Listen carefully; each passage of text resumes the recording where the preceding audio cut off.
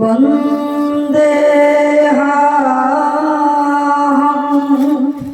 श्रीगुरो श्रीयुतपदकमलं श्रीगुरो वैष्णवांश्च स्वरूपं साग्रजातं सहगण रघुनाथान्वितं तं सजीवं साद्वैतं सावधूतं परिजनसहितं श्रीकृष्ण चैतन्य देवं श्रीराधाकृष्ण पादं सहगण श्रीललिता विशाखान्वितांश्च ॐ अज्ञानतिमिरन्धस्य ज्ञानाञ्जनशलाकया चक्षुरुन्मीलितं येन तस्मै श्रीगुरुवे नमः। गुरुब्रह्मा गुरुविष्णु गुरुदेव महेश्वर गुरुदेव साक्षात् परं ब्रह्म तस्मै श्री गुरुवे नमः।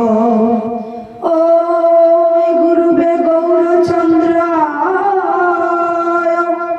राधिकाय तदालये कृष्णाय कृष्णभक्ताय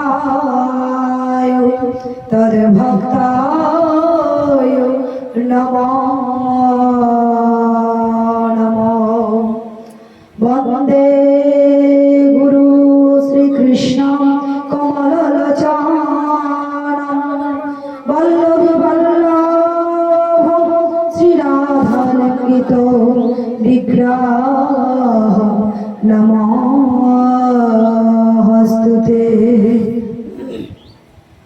वाञ्छाकल्पतरुभ्यश्च कृपासिन्धुभ्येव च पतितानां पावनेभ्यो सर्ववैष्णवेभ्यो नमो नमो।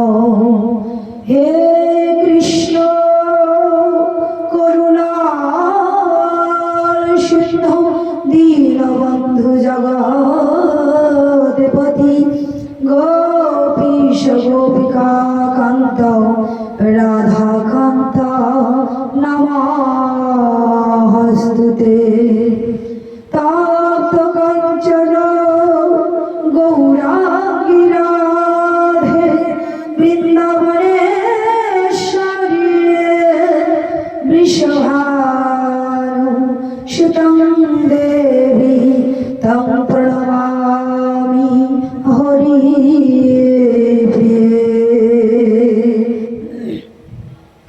ॐ वृन्दावै तुलसी देवै प्रियावै केशवास्य च कृष्ण भक्तिप्रदे देवी सत्यवत्यै नमो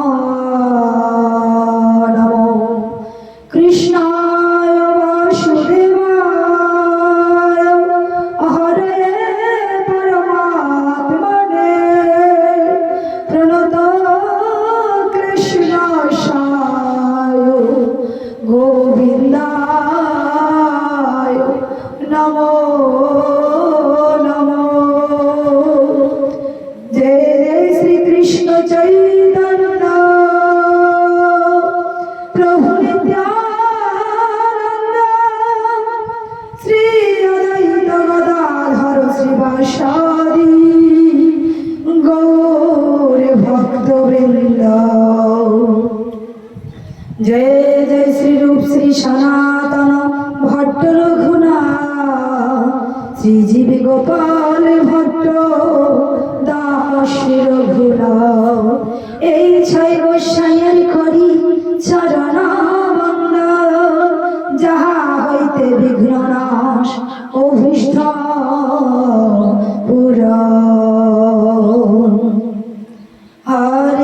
কৃষ্ণ হরে কৃষ্ণ কৃষ্ণ কৃষ্ণ হরে হরে হরে রাম হরে রাম রাম রাম হরে হরে মুখং করতি বাচালাং পঙ্গুলং গয়তে গিরিম যত কৃপাতমহং বন্দে পরমানন্দমাধবম তমাদিদেবং করুণানিধানং তমালবরণং শ্রীতাবতারং অপার সংসার সমুদ্র সেতু ভজামহি ভগবতা স্বরূপা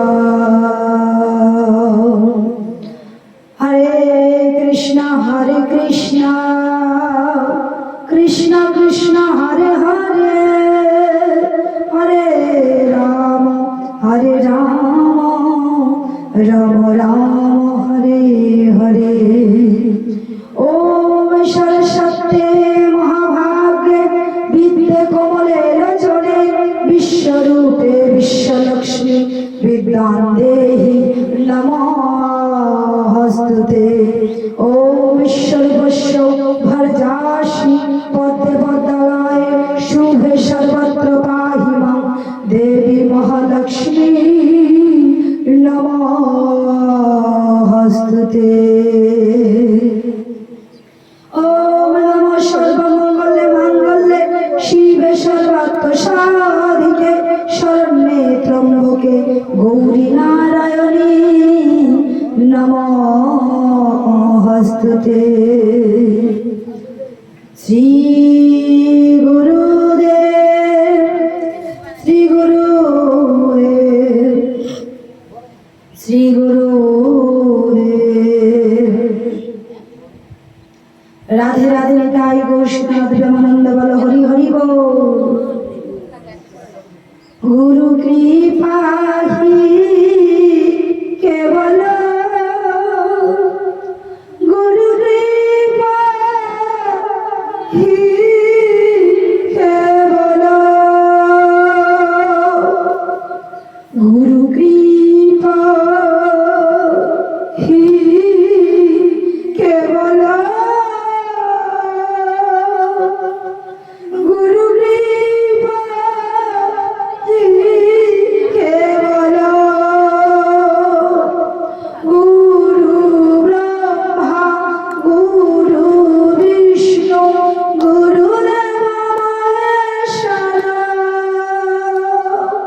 গুরুদেব পরম ব্রহ্ম তস্মৈ শ্রী গুরুবে নমঃ গুরু ব্রহ্মা গুরু বিষ্ণু গুরুদেব মহেশ্বর গুরুদেব পরম ব্রহ্ম তস্মৈ শ্রী গুরুবে নমঃ গুরু কৃপা হি কেবল গুরু কৃপা হি কেবল গুরু কৃপা হি কেবল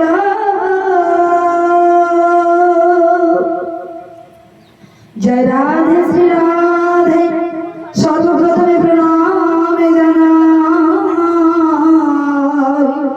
আমার পবিত্র শ্রী পিতা মাতা চরণে তারপরে প্রণামে জানাই আমার পতিতে পাবনে পরম দয়াল সেই শ্রী রাধা মাধবের চরণে তারপরে প্রণামে জানাই আমার পতিতে পাবন পরম দয়াল শ্রী গুরুদেবের চরণে তারপরে প্রণামে জানাই গ্রন্থরাজ শ্রীমদ ভাগবত মহাপুরাণ চরণে তারপরে প্রণামে জানাই শ্রীমতী ভক্তি দেবী তুলসী মহারানী চরণে তারপরে প্রণাম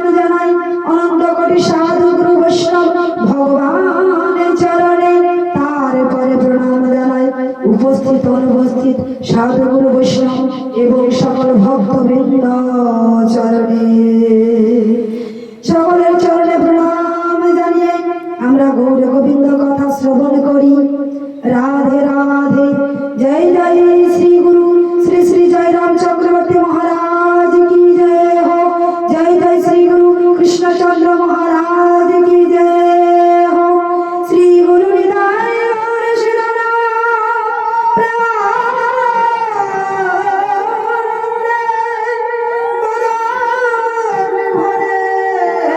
बोलो हरि हरि हरि हरि हरि बोल। हरि ओम तत्सत निताय गौर हरि हरि बोल। আমি অধম আপনাদের সকলকে গৃহের ছোট্ট মেয়ে সর্বপ্রথমে এটি কৃপায় অনুরোধ বিনয় কৃপা করে সকলেই কথা প্রবচনে শ্রবণে চলাই ফেরাই অনেক ত্রুটি লক্ষণ করবেন, তা কৃপা করে নিজের সন্তান নিজের গৃহের ছোট্ট মেয়ে বলে ক্ষমা করবেন। শাস্ত্র সম্পর্কে কোনো জ্ঞান অর্জন আমার নেই। গুরু গোবিন্দ এবং সাধুগুরু বৈষ্ণবের কৃপায় যেটুকু এই বদল দিয়ে বেরোবে তাহাই হয়তো আপনাদের শ্রবণ করাতে পারবেন এই অদম। তাই রাধে রাধে সকলে মিলে আশীর্বাদ করবেন যেন আপনাদের চরণ ধুলি মাথায় নিয়ে গৌর গোবিন্দ কথা এইভাবে শ্রবণ করে যেতে পারি, এই হৃদয় যেন শ্রবণ করতে পারে। রাধে রাধে সকলে মিলে বলেন প্রেম সে বলে রাধে রাধে শ্রী রাধে তাই গৌর হরি হরি বল। তা আমরা ধীরে ধীরে গৌর গোবিন্দ কথায় প্রবেশ করি। গুরু গোবিন্দের কৃপায় আমাদের এই মাসটির নাম হচ্ছে কার্তিক মাস। তো শাস্ত্রীয় মতে এই মাসকে দামোদর মাস বলা হয়। এই দামোদর মাসে ভগবান খুব সুন্দর লীলা প্রদর্শন করেছেন এই জগতের কাছে, অর্থাৎ শ্রী বৃন্দাবন ধামে মা যশোদার কোল জুড়ে এবং নন্দ বাবার কোল জুড়ে এসেছেন পবিত্রময় করুণাময় সর্বকারণের কারণ পতিত পাবন জগতের গুরু শ্রীকৃষ্ণ, যিনি আমাদের পরম তত্ত্ব পরম পুরুষ, তার উপরে কোনো পুরুষ নেই। তিনি হচ্ছেন পরম দয়াল ভগবান। তিনি কে তাহা আমরা শ্রবণ করি। তা ভগবান প্রত্যেকের হৃদয়ে, প্রত্যেক জীবের হৃদয়ে বসবাসকারী পরম সত্তা, পরম পুরুষ, পরম আত্মা, যিনি প্রত্যেকের হৃদয়ে আত্মা রূপে বিরাজিতমান। প্রত্যেক বস্তু, প্রত্যেক ব্যক্তি, প্রত্যেক মনুষ্যগণ, প্রত্যেক জীবগণ, প্রত্যেকের মধ্যেই আমার পরম দয়াল শ্রীহরি আত্মা রূপে বিরাজমান। তা সর্বপ্রথমে আমাদের ভগবানকে জানতে হলে আমাদের শ্রী গুরু, গুরুর আওতায় যারা পড়েন, গুরুর লিস্টে আমাদের হৃদয়ে যারা ধরা দেন, তারা হলেন সর্বপ্রথমেই পিতামাতা। পিতামাতা যদি কৃপা করে, গোবিন্দের কৃপায় যদি পৃথিবীর আলো না দেখান, তাহলে আমরা কোনো মতে এই পৃথিবীর আলো দেখতাম না। পৃথিবীর স্বাদ কি, পৃথিবীর যে এত আনন্দ লীলা, তা আমরা শ্রবণ করতে পারতাম না। প্রতিদিনের সুখ দুঃখের যে আমাদের জীবন, এই সম্পর্কে আমাদের কোনো অভিজ্ঞতাই আসতো না। তাই সর্বপ্রথম আমরা ঋণী সেই পিতা মাতার কাছে। আর এইভাবেই ঋণী হয়েছেন ভগবান কার কাছে গো? সেই পবিত্রময় মাতা মা যশোদা এবং পিতা নন্দের কাছে। তাদের ঋণ শোধ করার জন্য তাদের কোলে তাদের সন্তান গোপাল হয়ে এসেছে দাপর যুগে। সত্যত্রেতা, দাপর, কলি, এই 4 যুগ ধরে ভগবান আমাদের প্রত্যেকের জীবনে, মনুষ্য জীবনে, মনুষ্য কুলকে শিক্ষা দেওয়ার জন্য, তার নিজের নামের মহিমা মাহাত্ম্য প্রচার করার জন্য বারবার অবতার নিয়ে চলে। সেই ভগবান শ্রীহরি এই জীব জগৎকে উদ্ধার করার জন্য, জীব জগতের সাথে মিলা করার জন্য মা যশোদা এবং পিতা নন্দ বাবার কোল জুড়ে আসলেন। কোথায় গো? সেই বৃন্দাবন ধামের সেই গোকুলে। রাধে রাধে, হরে কৃষ্ণ। তাই একদিন কি হলো, ভগবান এই কার্তিক মাসে ঘুম থেকে উঠেছে। ঘুম থেকে উঠেই প্রত্যেক শিশু কি করে, প্রত্যেক শিশু চাওয়া পাওয়া থাকে যে আমার মাকে দেখতে পেলে আমার খুব ভালো হয়। প্রত্যেক ব্যক্তির জীবনে সবচেয়ে কাছের প্রিয় মানুষকে বলেন তো? নিশ্চয়ই প্রত্যেকের মা। মা না থাকলে, মায়ের আদর যত্ন স্নেহ না পেলে আমরা কিন্তু বড় হতে পারতাম না। প্রত্যেকেই ছোট হয়ে সেই মায়ের কোলে এসেছি। মায়ের স্বাদ আনন্দ বড় হয়ে ভুলে গেলেও আমাদের মনে করিয়ে দেয় আমাদের ভবিষ্যৎ প্রজন্মের আমাদের কোলের সন্তান। আমাদের কোলে, আপনাদের কোলে যখন ছোট শিশু সন্তান হয়ে আসে, তখন কিন্তু সেই পিতামাতার সন্তান স্নেহের কথা মনে করিয়ে দেয়। আমরা বড় হয়ে গেলে কিন্তু আমাদের মনে থাকে না। তাই ভগবান একদিন সেই মায়ের কোলে ঘুম থেকে উঠেই মাকে খুঁজছে যে আমি একটু মায়ের কোলে যাবো, মায়ের দুধ পান করবো। তাই কি করলেন ভগবান, মায়ের সেই মা যশোদার অঙ্গনে ঘোরাফেরা করতে করতে খুঁজতে খুঁজতে গিয়ে দেখছেন মাকে, যে মা কি করছেন, দধি মন্থন করছেন। কি করছেন গো? দধি মন্থন করছেন, মাখন তৈরি করবেন। কার জন্য? কিনা গোপালকে সেবা দেওয়ার জন্য। যিনি হাতে কর্ম করতেন আর মুখে সদাই, মনে প্রাণে সদাই কার চিন্তা করতেন? সবসময় শুধু তার ছোট্ট গোপালের কথা চিন্তা করতেন, যে আমার গোপাল কখন সেবা নেবে, আমার গোপাল কখন খাবার খাবে, আমার গোপালের আমি কখন স্নান থেকে শুরু করে আরো বাকি যত্ন আদির কাজ আমি কখন করব। এর দ্বারা ভগবান মায়ের এই লীলা দ্বারা এই জগৎবাসীকে বোঝাতে চেয়েছে যে হে জীব, হে মনুষ্যগণ, তোমরা কৃপা করে হাতে করো কাজ আর মুখে করে ভগবানের সেই মধুময় পবিত্রময় পাপ তাপ হরণকারী শোক ভয় আদি রোগ ব্যাধি দূরকরণকারী কি ভগবানের নাম কি? হরে কৃষ্ণ কৃষ্ণ কৃষ্ণ হরে হরে, হরে রাম রাম রাম হরে হরে। তা গোবিন্দ এই আমাদের শিক্ষা দিলেন মা যশোদার দ্বারা, যে মা যশোদা আমার জন্য প্রতিনিয়ত কি করে, দধি মন্থন করে আর মনে প্রাণে শুধু ভগবান শ্রীকৃষ্ণ শ্রী দ্বাদশ গোপালের কথাই ভাবে, গোপালের কথাই ভাবে, যিনি সন্তান রূপে মা যশোদার কাছে ধরা দিয়েছেন। তাই করতে করতে ছোট্ট গোপাল আমাদের প্রিয় ভগবান কেমন লীলা করেছেন, এসে দেখছেন যে মা সে কাজে ব্যস্ত। তা কি করলেন, মায়ের কোলে এসে বসলেন, মায়ের কোলে এসে বসলেন। মা দুধ খাওয়াতে খাওয়াতে কানে শ্রবণ করছেন যে ঘরে মা কি করেছেন, দুধ বসিয়েছেন, দুগ্ধ বসিয়েছেন, গরম হতে দিয়েছেন। সেই গরমের ফুটন্ত আওয়াজ মায়ের কানে প্রবেশ করলো।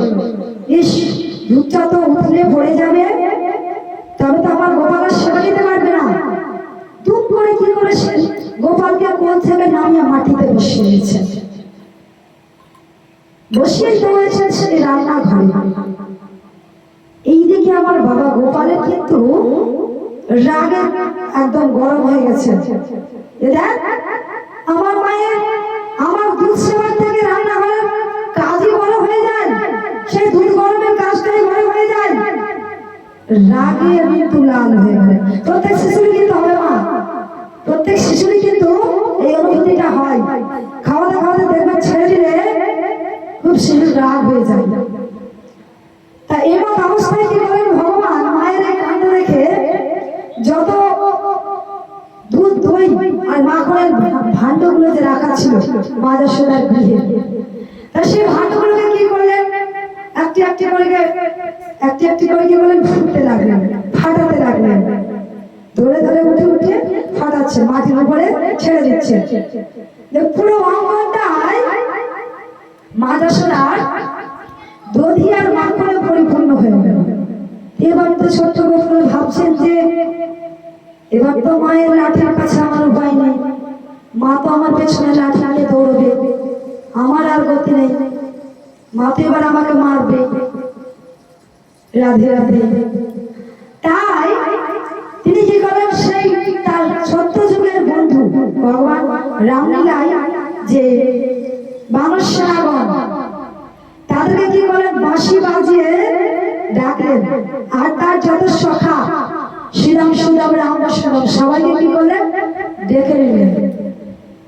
বাঁশি বাজানো মাত্র তারা বুঝে যেত যে আমাদের সখা আমাদের ডাকছে, নিশ্চয়ই কিছু মজার ব্যাপার আছে, চল গিয়ে বন্ধুরা দেখি।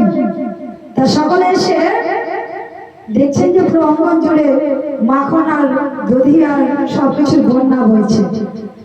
তা সকলে কি করলো, যার যে মতো ইচ্ছা খেতে শুরু করেছে। এইরকমই ভাঙা ফোড়া হাড়ি এসে মাটির ভাণ্ডগুলো যে শব্দ হচ্ছে, এটাও কিন্তু মা যশোদার কানে পৌঁছেছে। নিশ্চয়ই কিছু গন্ডগোলের ব্যাপার আছে, গিয়ে দেখি তো।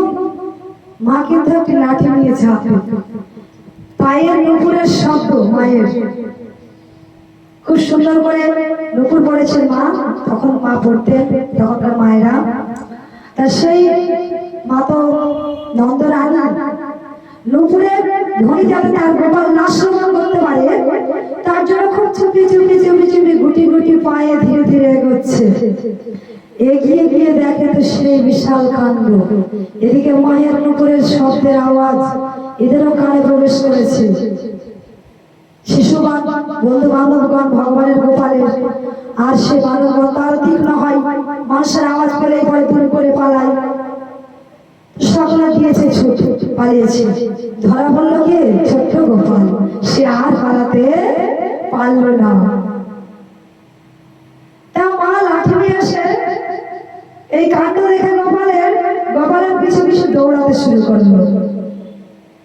গোপাল দৌড়াই, গোপালের পিছু পিছু মা যশোদা রানী লাঠি নিয়ে দৌড়াই। যে গোপাল দাঁড়া, তুই আমাকে খুব বিরক্ত করেছিস, আর তোর প্রতিদিনের বিরক্তি আমি সহ্য করতে পারি না, এবার তোকে আমি মজা দেখাবো। আজ তোর একদিন কি আমার একদিন, আজ তোর আমি শেষ দেখেই ছাড়বো। তারা করতে করতে করতে করতে সেই গোপাল, ছোট্ট গোপাল গিয়ে বসেছে কোথায়, উদুমখলের উপরে। আমাদের এই যুগের এই ভাষায় সেটাকে মনে হয় উঠুই বলা হয় নাকি গো মায়েরা, সেই ভাষায় সুন্দর ভাষায় উদুমখল বলা হয়। তা উদুমখলের উপরে বসে পড়েছে, আর দৌড়াতে পারছে না, গোপাল হাঁপিয়ে পড়েছে। মা যশোদা রানী তুম করে গিয়ে হাতটা ধরেছে, যে গোপাল আর তুই আমাকে কত দৌড়াবি, আজ আমি আর তোকে ছাড়ছি না। আজ তো গোপাল ভয় পেয়েছে। মা একটি সুন্দর ব্যাপার কি জানেন, গোপাল যত দৈত্য দানব গণ এসছেন, পুতনা থেকে শুরু করে বকাসুর, অগাসুর, আরো যত রাক্ষসগণ, তাদেরকে মারাটা কিন্তু ভগবানের পক্ষে সহজ হয়েছিল, কিন্তু মায়ের হাতের লাঠি, তা থেকে কিন্তু ভগবান বাঁচতে পারতেন না, ভগবানের খুব ভয় পেত। একমাত্র মা যশোদার লাঠির কাছেই ভগবান নিজের নত স্বীকার করেছে। রাধে রাধে। যে রাধেশ গোপাল তাই গৌর হরি বল। তা এদিকে মা যশোদা ধরতে পেরে দিয়ে কি করলেন, লাঠি দিয়ে আর মারধর না করে মনে মনে চিন্তা করতে লাগলেন, ইস আমার ছোট্ট গোপাল আমি মারবো, এতটা তাড়া করলাম, মারলে পরে তো যদি কোথাও পালিয়ে যাই, আর তো আমার গোপালকে সারাদিন আমি পাবো না, আর সারাদিন না পেলে তো আমার গোপাল না খেয়ে থাকবে, এও তো মুশকিল কথা। তাহলে ঠিক আছে, আর তোকে মারবো না, তবে আজ তোকে বাঁধবো, এমন করে বাঁধবো তুই আর কোথাও পালাতে পারবি না। তা মা লাঠি ফেলে দিলেন আর দড়ি নিয়ে আসলেন। হরে কৃষ্ণ নিতাই গৌর হরি বল, রাধে রাধে। তা দড়ি নিয়ে এসে কি করলেন, সেই যে উদুখলের উপরে ভগবান বসেছেন সেই উদুখলের উপরে বাঁধতে শুরু করলেন। উদুখলের সাথে বেঁধে দেবেন যাতে আর কোথাও সারাদিন গোপাল না পালাতে পারে মায়ের কোল থেকে, মায়ের কাছ থেকে। তা দড়িটি বারবার বাঁধতে যাচ্ছেন আর বারবার সেই দুই আঙ্গুলি কম পড়ে। একবার বাঁধেন, দুবার বাঁধেন, তিনবার বাঁধেন, কিছুতেই পারেন না। শেষমেশ আবার একটা দড়ি এনে জুড়ে দিলেন, আবার সেই দড়ি দুই আঙ্গুলি কম পড়ে। মা যশোদা চিন্তায় বললেন, কি ব্যাপার, আমি তো আবার দড়ি নিয়ে এসে জুড়লাম, জুড়ে দিলাম দড়িটাকে, তারপরে আবার দড়ি ছোট হয়ে যায়। তা ভগবানকে বাঁধতে পারে কে কো, কার ক্ষমতা? যিনি জগৎ পালক, যিনি জগতের সৃষ্টিকর্তা, যিনি বিশ্ব পরিচালনা করেন, যারা সকলে ভগবানের কাছে ঋণী, তাকে কি একটু বাঁধতে পারে? বাঁধার মতো ক্ষমতা আমাদের কারো আছে? যিনি সকলকে বাঁধেন, তার মধ্যে থাকা আত্মা দ্বারা তার খণ্ডিত অংশ আমাদের প্রত্যেক জীবের মধ্যেই রয়। যিনি প্রত্যেক জীবকে বাঁধেন মায়ার বাঁধনে, তাকে বাঁধার মতো ক্ষমতা কার রয়েছে? কোন জীবের রয়েছে? কারোর তো নেই। তা এই করে করে যখন মা যশোদা অনেক বিরক্ত হয়ে পড়লেন যে হে নারায়ণ, আমি কি আজ তাহলে আমার গোপালকে বাঁধতে পারবো না? দেখেন মা আবার সেই শ্রী নারায়ণ শ্রী গোপালের স্মরণ নেন। তা ভগবান মা যশোদার কোলে বাল্যরূপ লীলা করেছেন। ইহা মা যশোদা তার পূর্বজন্মের আশীর্বাদ কারণে তিনি মাতৃরূপ লাভ করতে পেরেছেন। পিতা যশোদা, মাতা যশোদা এবং পিতা নন্দ, এরা দুজন যে ভগবানের বাবা মা হতে পেরেছে, এটা কিন্তু পূর্বজন্মের আশীর্বাদ পেয়েই কিন্তু হতে পেরেছেন। পূর্বজন্মে ধরাশরী ছিলেন মা, তাই এক জন্মের বাঁধনে কিন্তু মায়ের কাছে ভগবান ধরা দেননি। জন্ম জন্মান্তর ধরে তপস্যা করে মা যশোদা চেয়েছেন যে ভগবান আমার কোলের সন্তান হোক। তা ভগবান মায়ের কষ্ট দেখে যখন মা আবার সেই বলছেন আমার কাকে যে হে শ্রী নারায়ণ, আমি কি আমার গোপালকে বাঁধতে পারবো না? তিনি খুব ঘেমে একাকার হয়ে পড়লেন, ঘেমে ক্লান্ত হয়ে পড়লেন যে আমি আর পারছি না ঠাকুর, তুমি কৃপা করো। ছোট্ট গোপাল বলছে, মা গো, তুমি কি আর আমাকে বাঁধবে না? তুমি একটিবারের জন্য শেষবারের মতো চেষ্টা করো, এবার তুমি অবশ্যই বাঁধতে পারবে। তুমি হেন কেন মা নয়, তুমি আমার মা, তুমি গোপালের মা, তুমি শ্রেষ্ঠ কীর্তিময় মা, জগতের কাছে পরিচিত মা। তোমার মাতৃত্বের কাহিনী, তোমার স্নেহের কাহিনী জন্ম জন্মান্তর ধরে প্রবাহিত। এবার তুমি শেষবারের মতো মা, তুমি চেষ্টা করো। তা কি করলেন? আবার মা যশোদা শেষবারের মতো চেষ্টা করলেন তার গোপালকে বাঁধার জন্য। এবার কিন্তু বাঁধতে পেরে গেলেন। তা ভগবান কি করলেন? সেই মাতৃত্বময়ী স্নেহের কাছে, স্নেহের বন্ধনে ধরা দিলে রাধে রাধে। তো ভগবান যদি নিজে থেকে কোনো ভক্তের কাছে ধরা দেয় তাহলে সে পারবে, তবেই তার ক্ষমতা। কেন? মাথা থেকে পা পর্যন্ত অঙ্গ কার কৃপায় পেয়েছি? গোবিন্দের কৃপায়। গোবিন্দ সুন্দর করে বানিয়েছেন আমাদের। আমরা যদি একটু চেষ্টা করি, সর্বপ্রথমে সদ্গুরুর কৃপা, এই দুই কর্মে দীক্ষা নাম গ্রহণ, গোবিন্দের নাম গ্রহণ, তারপর ধীরে ধীরে গুরুর দেওয়া নামকে ভজন সাধনের যদি চেষ্টা করা যায়, তবে অবশ্যই আমরা গোবিন্দকে লাভ করতে পারি। আমরা প্রত্যেকেই গোবিন্দের অংশ, প্রত্যেকের মধ্যে গোবিন্দ আত্মারূপে বিরাজমান, শুধু খোঁজার অপেক্ষায়। আমরা শ্বাস বন্ধ করে থাকতে পারি? কখনো পারি না। শ্বাসকে স্তব্ধ করে থাকতে চেষ্টা করবে? পারি না। কেন পারি না? এর কারণ কি? তার দেওয়া আত্মা আমাদের এই দেহে বিরাজিতমান। তিনি প্রত্যেক মুহূর্ত প্রতিনিয়ত আমাদের এই দেহে আত্মারূপে বিরাজমান হয়ে আমাদের বাঁচিয়ে রাখেন। পরম জন্ম জন্মান্তরের বন্ধু, 84 লক্ষ জনিকে অতিক্রম করে আমরা এই দুর্লভ মনুষ্য জন্ম লাভ করি। তার সেই পবিত্রময় কৃপায় এবং সাধু সন্ত সাধুগুরু বৈষ্ণব এদের কৃপায় গোবিন্দকে জানতে পারি। গোবিন্দকে জানাটা কিন্তু খুব কঠিন। সাধু সন্ত মহাত্মা এবং গুরু ইনাদের কৃপা না হলেও কিন্তু আধ্যাত্মিকতাকে জানা যায় না। হরি কথা, শ্রীমদ ভাগবত কথা এ সমস্ত শ্রবণ করলে সাধুগুরু বৈষ্ণবের মুখনিসৃত বাণী, ভগবানের মুখনিসৃত বাণী সাধুগুরু বৈষ্ণবদের দ্বারাই আমাদের এই কর্ণে পৌঁছয়। তা তাদের কাছে আমরা প্রচন্ড হারে ঋণী। তারা কৃপা করে আমরা না চাইলেও আমাদের গৃহে গৃহে এসে ভগবানের নাম কর্ণে বিতরণ করেন। তাই আমাদের সাধু সন্ত মহাত্মাগণকে অসংখ্য ধন্যবাদ জানানো উচিত, কোটি কোটি প্রণাম জানানো উচিত। ভগবানকে অসংখ্য শতকোটি প্রণাম জানানো উচিত। কেন? তিনি এমন সাধু সন্ত মহাত্মা সাধুগুরু বৈষ্ণবদের তৈরি করেছেন প্রবাহ ধারায় আমাদের মনুষ্য জন্মকে শিক্ষা দেওয়ার জন্য। রাধে রাধে। তাই মত অবস্থায় ভগবান, আমরা কথায় আবার সেই মা যশোদার কথায় ফিরে আসি একটু, যে যেখানে বাঁধলেন, বাঁধার পর তারপর কি হলো?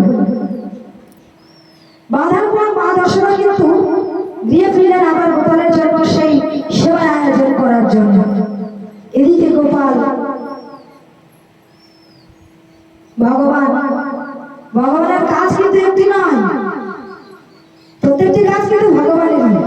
আমরা যদি ভেবে থাকি যে আমরা করি, আমরা কিন্তু উপলক্ষ মাত্র, আমরা ভগবানের হাতের পুতুল, সে যেমন করে পড়ায় তেমন করেই করতে পারে। আত্ম অহংকার শূন্য হয়ে যদি আমরা ভগবানকে ডাকি, তবে ভগবান এই হৃদয়ে এসে তিনি নিজেই আমাদের কাজটাকে সম্পন্ন করেন।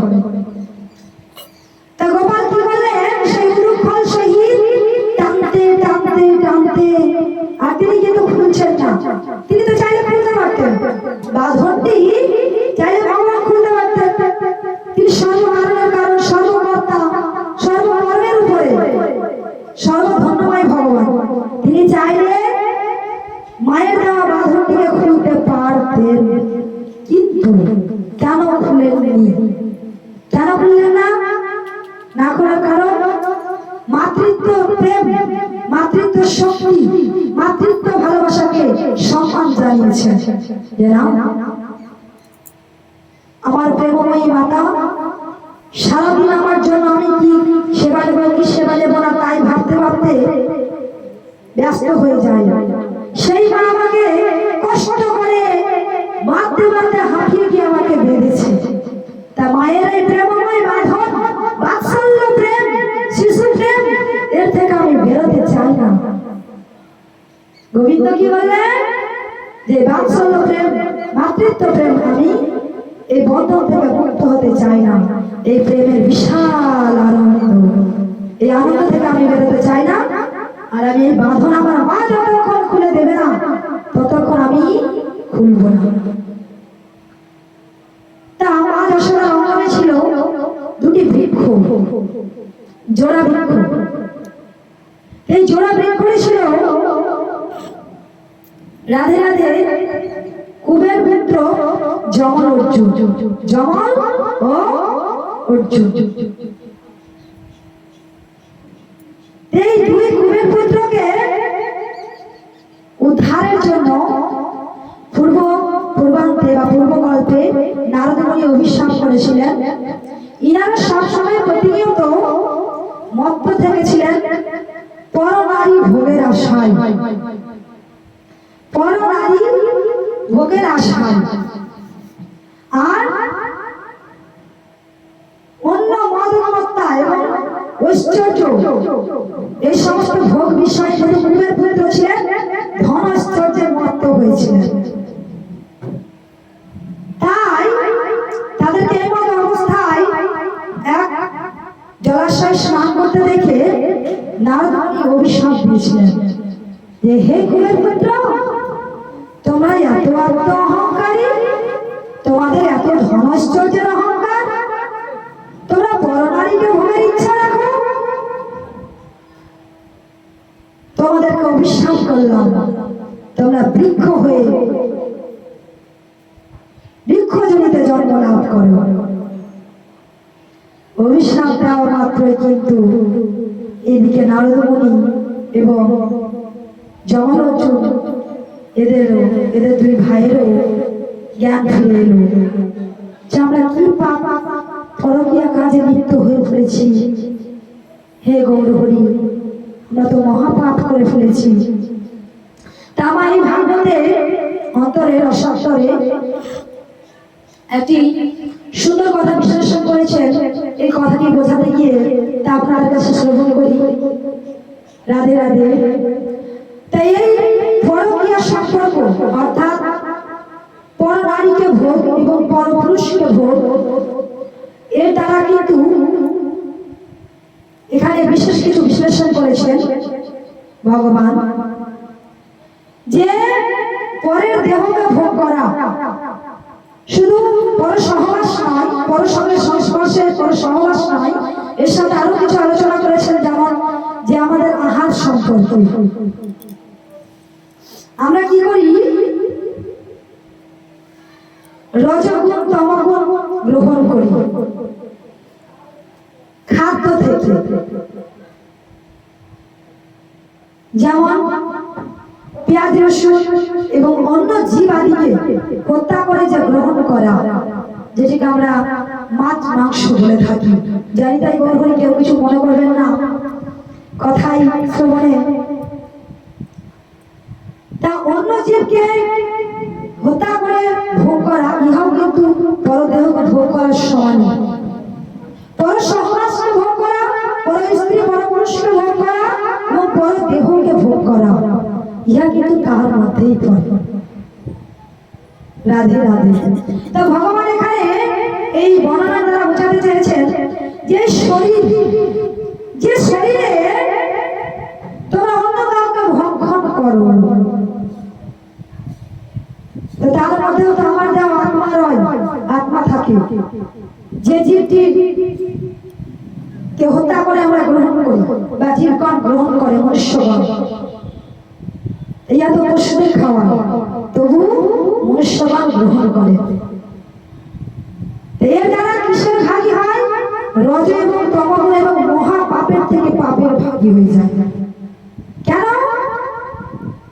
তাদের মধ্যেও রয়েছে জীবাত্মা, ভগবান পরমদয়াল শ্রীহরির আত্মা।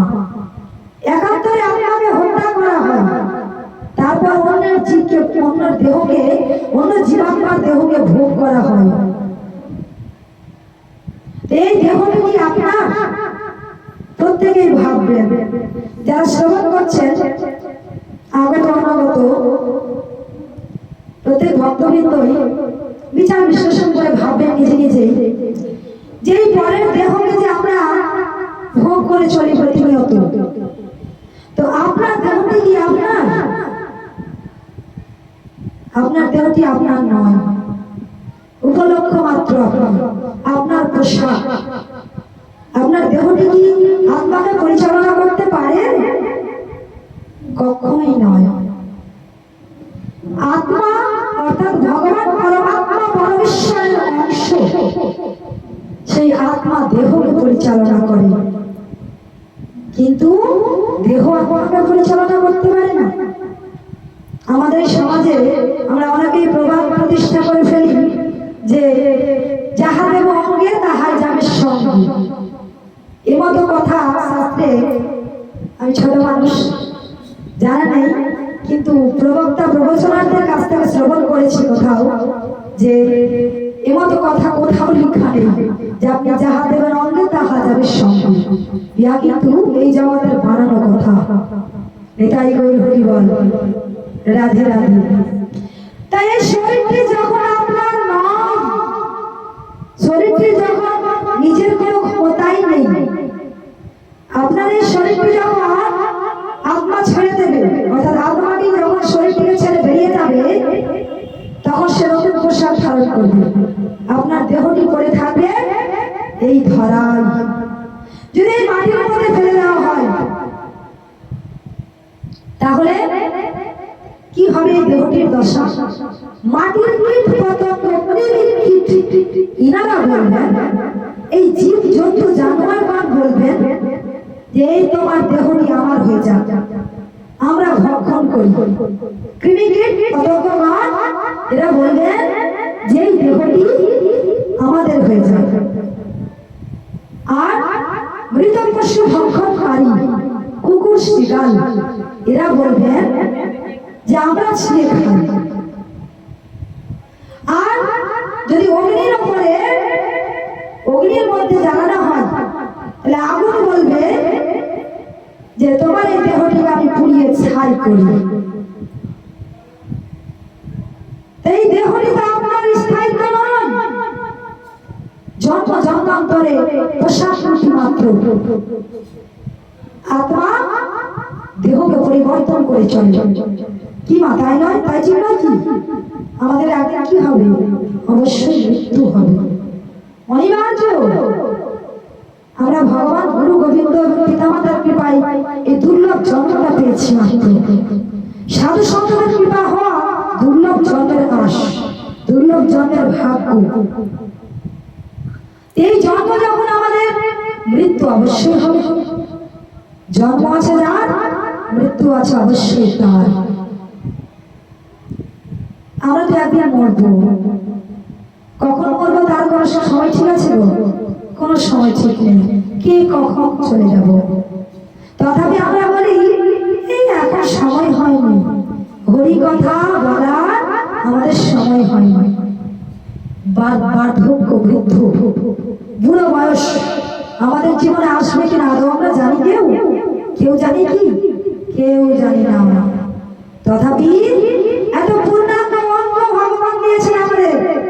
দুই নয়ন দিয়েছেন ভগবানের মূর্তি দর্শনের জন্য, দুই নয়ন দিয়েছেন সুজিনিস দেখার জন্য, ভালো জিনিস দর্শন করার জন্য, প্রত্যেক জীব প্রত্যেক ব্যক্তি বস্তুকে সুখ চোখে দেখার জন্য, সুজ্ঞানে দেখার জন্য, কর্ণ দেয় ভগবানের কথা শ্রবণের জন্য, নাক দেয় সুঘ্রাণ নেওয়ার জন্য, বদন দেয় কৃষ্ণ কথা বলার জন্য, সুস্বাদু আহার গ্রহণের জন্য, হস্ত দেয় ঠাকুরের চরণ সেবার জন্য, সংসারের সুকাজ করার জন্য, ভগবান পদ দেয়, পা দেয়, মন্দিরে হেঁটে গিয়ে চলে ভগবানের মূর্তি দর্শনের জন্য। আপনার মস্তিষ্ক ভগবান একটু একটু করে সুন্দর করে মাতৃগর্ভে তৈরি করে সকল জীবকে ভালোবাসার জন্য, সকল জীবকে ভালোবাসা দেওয়ার জন্য, ভগবানের কথা চিন্তনের জন্য। তা যারা জীবকে ভালোবাসেন, ভগবানকে ভালোবাসেন, সাধু সন্ত মহাত্মাগণকে সম্মান করেন এবং ভগবত কথা বিশেষ করে শ্রবণ করেন আর বদলে গৌর গোবিন্দ কথাকে কীর্তন করেন, ইনারা অবশ্যই গোবিন্দকে লাভ করেন। তাই এই জগতে এই জন্মে বেঁচে থাকতেই স্বর্গের অনুভূতি লাভ হবে, 100% সত্য কথা। কিন্তু আপনাকে অনুভব করতে হবে, আপনাকে পরিবর্তন হতে হবে। কে কি করলো আপনার দেখে লাভ নাই, আপনি নিজেকে কতটা চেঞ্জ করছেন সেটা দেখুন। এই দেহ যখন স্থায়ীভাবে আপনার নয়, তখন কেন আর অন্য দেহকে ভক্ষণ করা? কেন রজতম গুণের অধিকারী হওয়া? অনেকে প্রশ্ন করে যে পেঁয়াজ রসুন তো আমিষ নয়।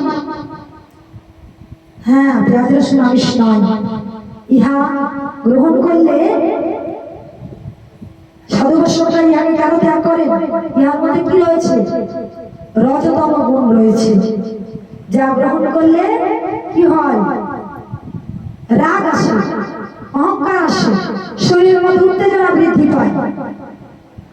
ইহার গল্প রয়েছে তা অমৃত অমৃত মন্থন যখন হয়েছিল, সাগর মন্থন, অমৃত উঠে আসে, ছোট করে শ্রবণ করি আমরা। সেই সময় অমৃত ভাণ্ড নিয়ে দুই দল অর্থাৎ অসুর এবং দেবগণের মধ্যে যুদ্ধ বাঁধে যে কে পান করবে এই অমৃত। যখন দ্বন্দ্ব বাঁধে, ভগবান কি করলেন? রূপময় সুন্দরী হয়ে সে অমৃতকে বিতরণ করতে শুরু করলেন। একদিকে রয়েছে ভগবান, ভগবানের যত প্রহরীগণ দেবতাগণ, আর একদিকে রয়েছে অসুরগণ।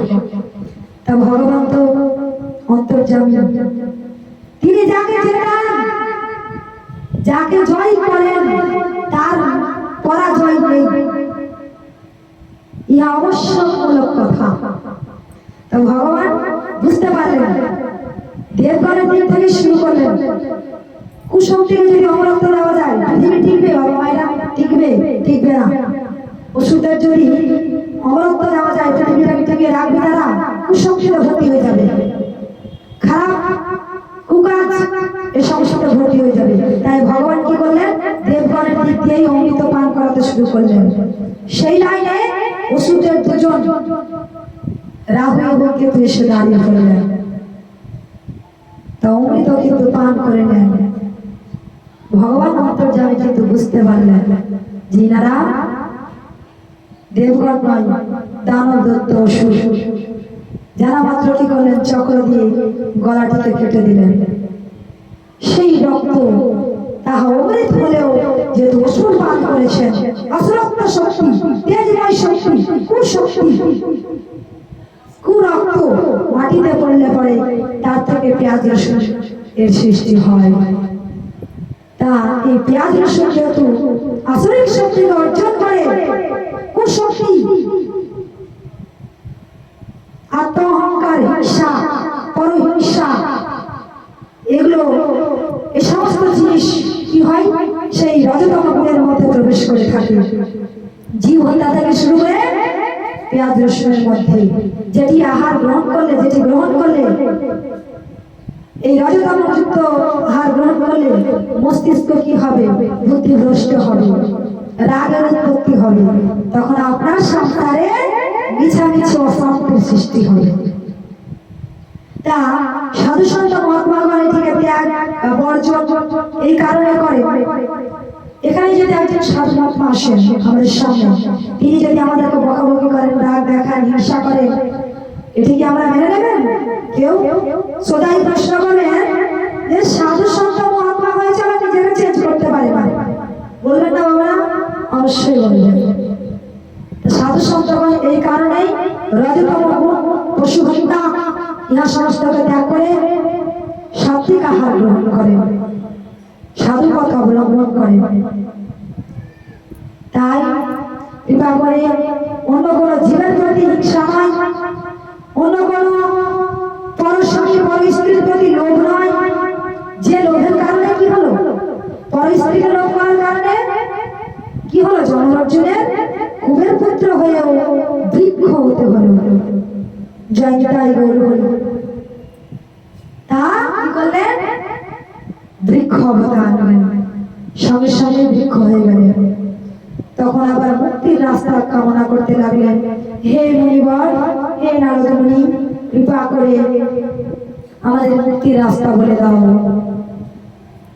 আমরা কি করে এই বৃক্ষজনি থেকে মুক্তি পাব?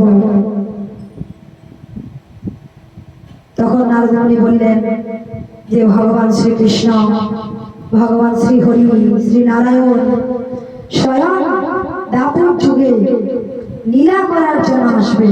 সেই লীলার সাক্ষাৎ অংশ হবে তোমরা, যার জন্য ভগবানের ইচ্ছাতেই তোমরা বৃক্ষ হয়েছ।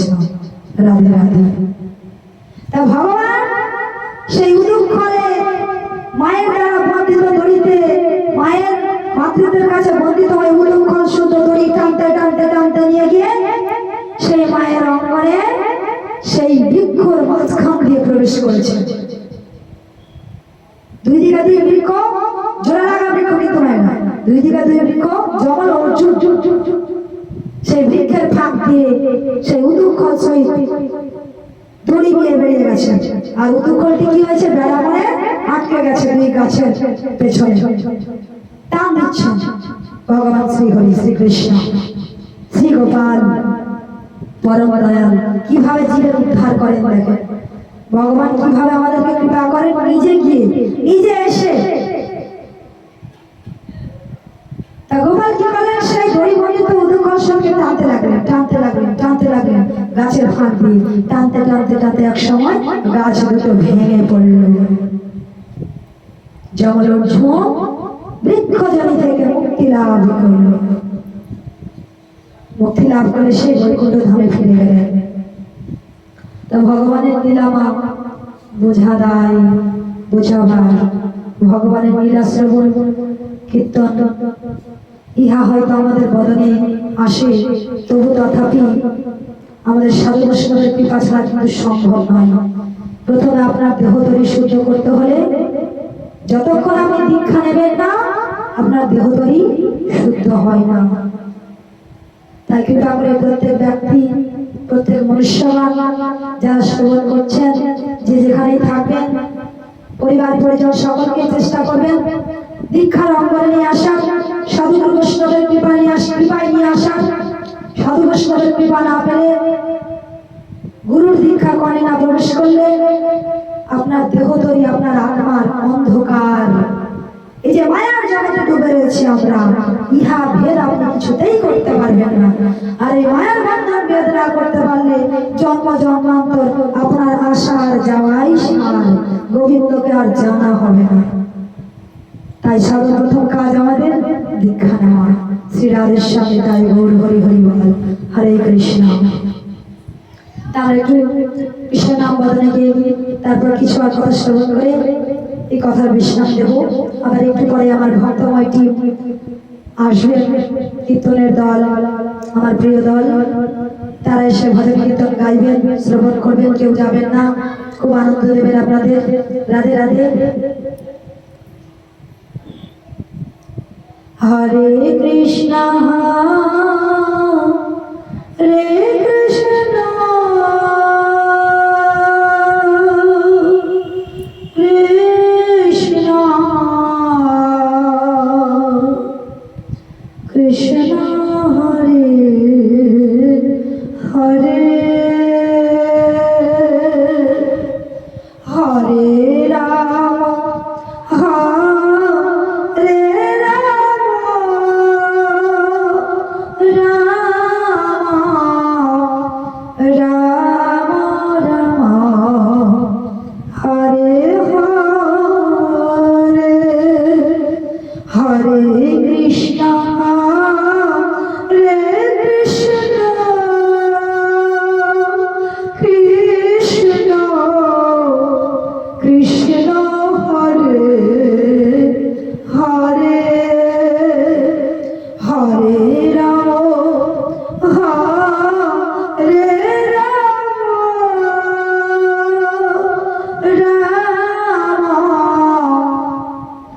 রাম হরে হরে হরে কৃষ্ণ হরে কৃষ্ণ কৃষ্ণ কৃষ্ণ হরে হরে হরে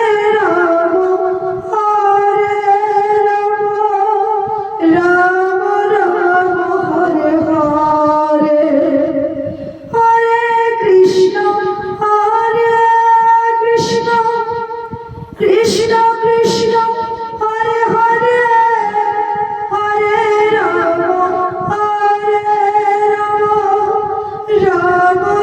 রাম রাম হরে হরে হরে কৃষ্ণ হরে কৃষ্ণ কৃষ্ণ কৃষ্ণ হরে হরে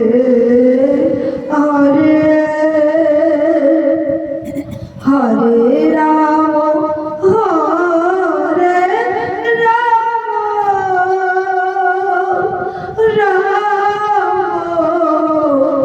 রাম হরে হরে।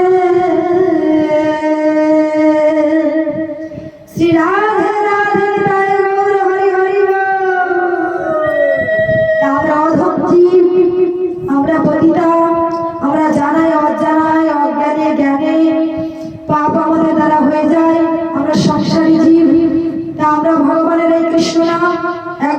কর্ণে গাওয়া মাত্র, একবার কর্ণে শ্রবণ করা মাত্র আমাদের সমস্ত পাপ মুক্তি লাভ হয়ে যায়, আমরা গোবিন্দের কৃপা লাভ করি। তাই সকল ভক্তময় বাবা মা, সকল ভক্তবৃন্দ, সকলের কাছে অধম দাসীর করজোড়ে অনুরোধ, করজোড়ে নিবেদন, সকলে ধীরে ধীরে সমস্ত কুকথা, কুপথ, রাস্তা, পরচর্চা, পর হিংসা, পর পাপ হওয়া থেকে নিজেকে রক্ষা করে ভগবানের পথে নিজের মনকে সঞ্চালিত করুন, নিজেকে পরিচালনা করুন, গোবিন্দের স্মরণে থাকুন। রাধে রাধে, তাই গৌর